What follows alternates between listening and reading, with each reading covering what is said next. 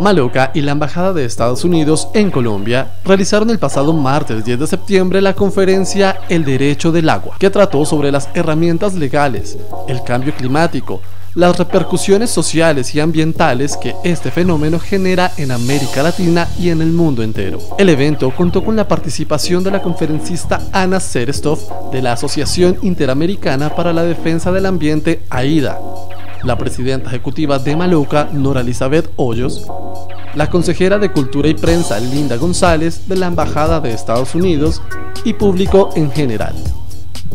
Yo soy Ana Serestov de la Asociación Interamericana para la Defensa del Ambiente.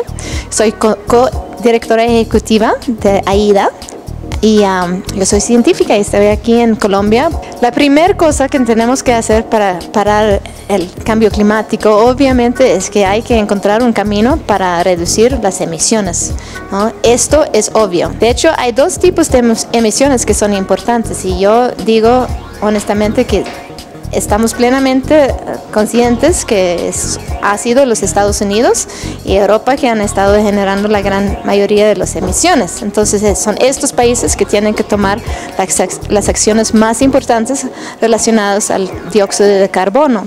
Pero también hay otros contaminantes que tienen impactos regionales que se llaman los contaminantes de corta vida. Y en el caso de un país como Colombia, tendría sentido que Colombia empiece a ver este tema también.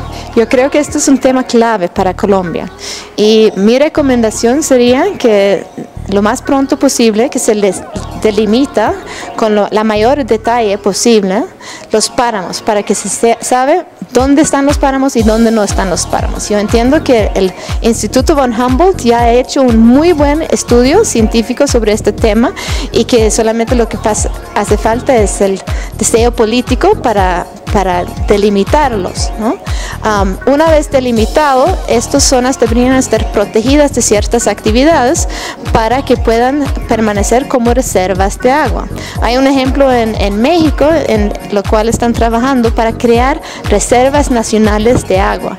En Colombia, los páramos son sus reservas nacionales de agua y requieren de protección. Un consejo para las nuevas generaciones sería ser creativos, vivir y participar para asegurar que sus vidas sean lo que quieren y para no simplemente aceptar cómo es el estado actual, pero tomar su propia responsabilidad para que el mundo se convierta mejor y que sus vidas propias sean lo máximo.